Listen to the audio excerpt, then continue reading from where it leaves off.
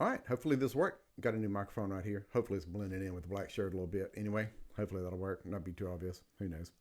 Anyway, it's Wednesday. Last night, Tuesday night, I had a interview with Swain from Australia.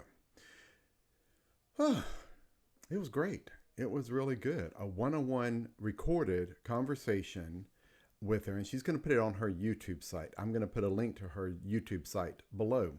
Karin has been one of the hosts on the Monday Night Consciousness Awakening series with the Wish Alliance.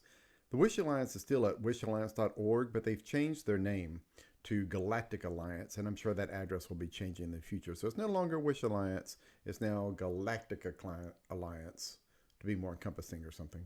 So whatever, it's all good. Anyway, I was surprised.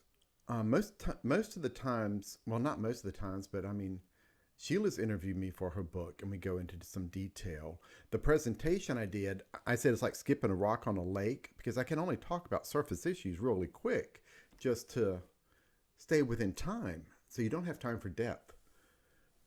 Karin went back and rewatched that presentation that I did, that Portal to Ascension restreamed. It was 2 hours long, 1 hour presentation, 1 hour of questions answers. But she went and reviewed it and had some specific questions and wanted details. The nice thing about me is I don't have all the book knowledge. So I don't have to go, what page was that on? Am I answering it right?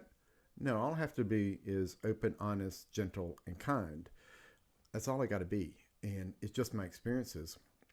She asked about my strange happening number one that I described, the memories from before I was born. I was able to go into more details, including the only way I could remember the portal to Earth, or the way I saw it at the time, was a book on a pedestal. Each page was transparent with glowing symbols on it, creating words like that were transparent. You read one side, you could read the other.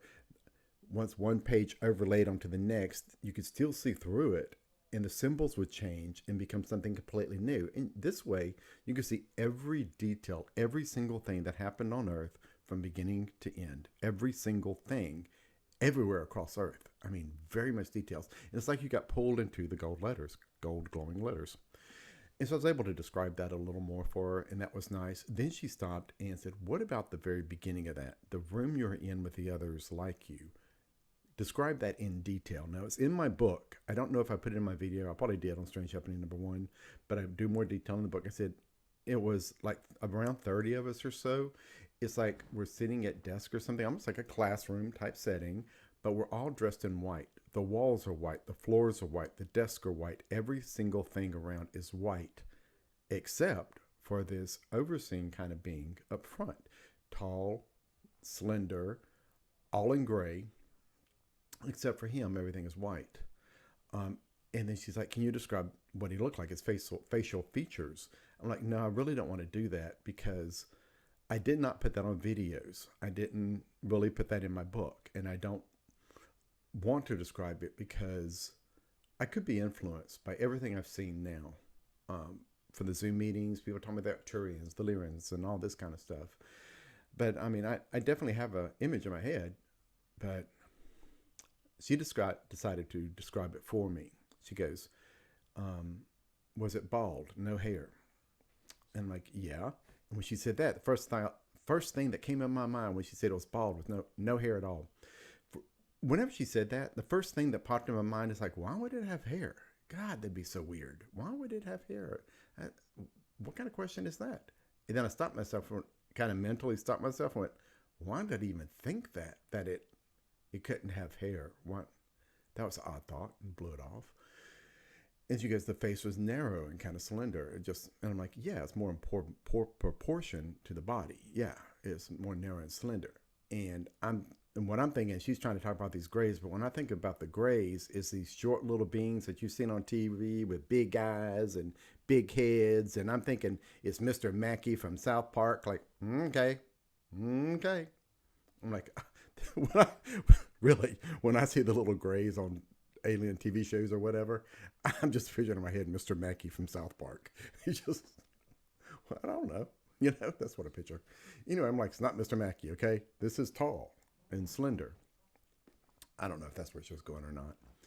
But she's like, some of the kids that Mary Rodwell had interviewed way in the past about some of their experiences like this, these kids described almost being in something like a classroom, all white, just like you described.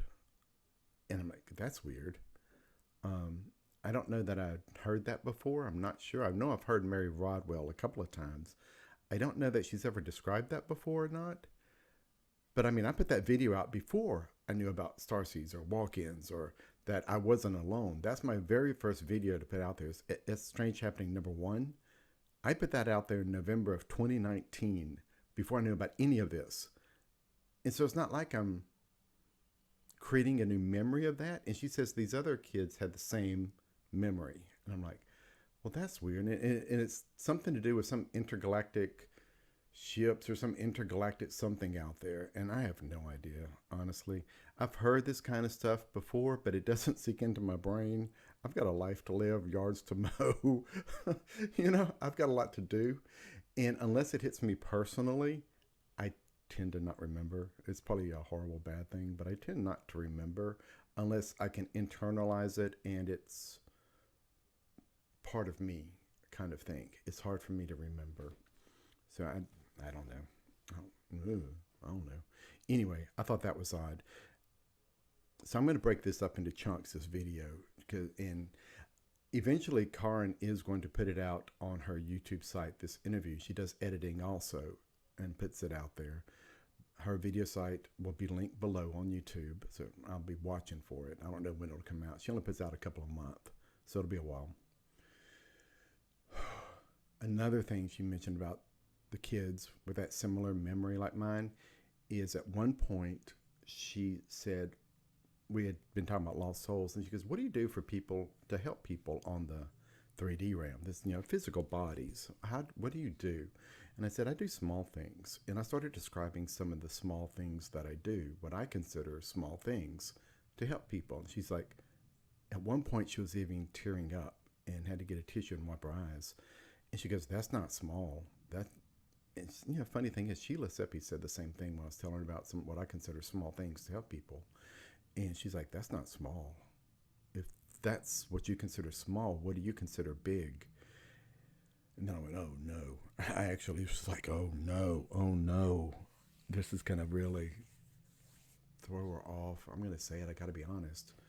I said, the big stuff is, it's almost like when I picture the earth in my head, it's a feeling, seeing the earth around, seeing shadows moving across the surface and being able to adjust them, move them, filter, change things, certain things, and throughout the universe, same thing. I've mentioned about the meteors before, things like that with the meteors, calling meteors, almost like seeing into the path, rocks hitting another, switching trajectories because of a particular gravitational pull and weird things like that, just weird things. And she's like, those kids Mary Rodwell talked about that had that same memory of that white classroom said the same thing. It's these big things being able to shift throughout the world, throughout the universe, being able to shift these and move things and do things. They said the same things. And I'm like, that's weird. That's weird. So talk about having to take a sleeping pill last night to go to sleep. Oh yeah. Actually, I started making this video last night. 30 minutes later, I am just rambling off my block. Just rambling, yawning, not knowing what I'm saying. It's like, I got to redo this bad. Anyway, this is getting too long anyway. Things like that.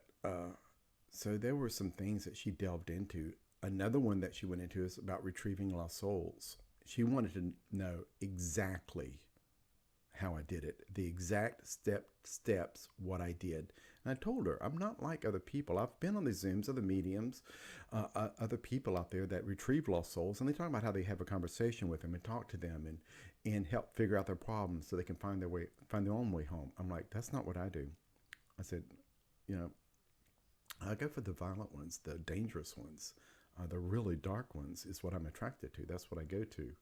And that's the ones that I work with, or I do. I've never heard anybody talk like that. I told her I've never heard anybody say this, but this is what I do, using walls of light, energy as light, things of light to grab them, hold them, no matter where they try to shift through time and space. I can still hold on to them, and then I pull them into myself, into me, and I get flashes of memory. I get emotions. I'm feeling all kind of things when that happens, and they come in me, and I'm holding them. I am holding them inside. I'm holding them inside of me, and a lot of them want to fight and get out. And the longest one I ever had to stand there, and just hold was probably about 15 minutes long. That one was rough. That was 15 minutes long. It wasn't quick and instant in a few minutes. That was probably one of the worst ones. Was about 15 minutes long, just standing there, holding it with energy and love and hope, and everything's going to be okay. You're not alone. That all kind of positive and light going into it until it's like the darkness starts softening around it, and it starts melting away like drops of oil in water, and it just starts dissipating, and then they're left with their true selves. And I did not tell her about using the silver sword. It's in my book. I mentioned it briefly. I told my mentor about it. But using the silver sword above my head, light beam shoots out of the silver sword to source. And then they can follow that back to source, back home. And that's what I do. And I told her about that kind of thing. And then she says, she was kind of, her mouth was kind of open while I was telling her, just like, kind of like that. And I was like, well, why is her mouth open? That's usually me. I'm just like, what? And then my mouth fell open again when she started speaking. She goes, you're the second person I've ever heard that does that away. She's like, you're right. Most other mediums and everybody else shies away from those really bad, dangerous ones. It's too much. It is way too much, too dangerous.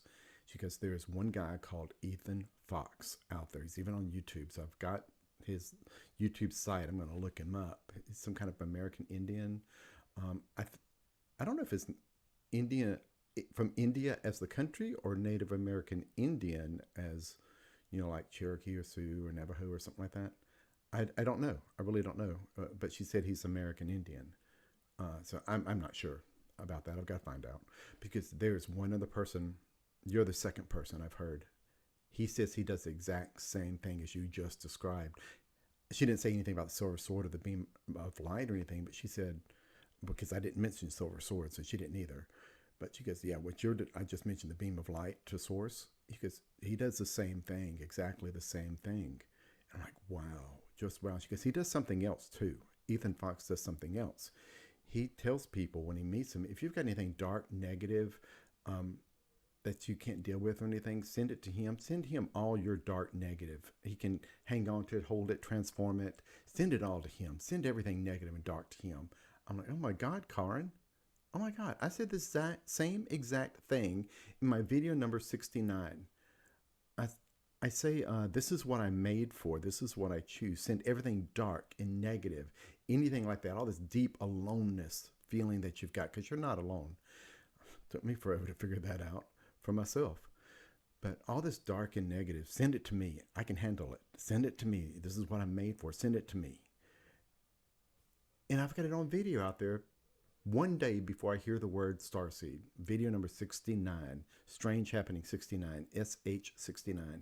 I've got it out there saying the exact same thing. She's like,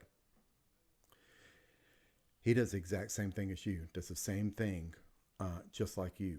And but he's not psychic. He doesn't have the empathic or the telepathic or any of that other. I talked about a couple of precog, I think at least one precog instance that saved someone from a wreck and stuff. I talked about more than just telepathy and empathy, because it is more than that. So I talked about a lot, and he doesn't have any of that, but he's got this way to see really dark lost souls and help them. And I did the same thing apparently. So she went into depths and surprised me, because I thought this would be something like a surface level interview, like a lot of people do, just go surface level. And she asked some deep questions, and I just replied, open, honest, gentle, and kind, So it was good. It was very good. Let's see. Hopefully the sound is better with this microphone. We'll see how it works out. Hopefully it works fine. Thanks for listening. That's about it.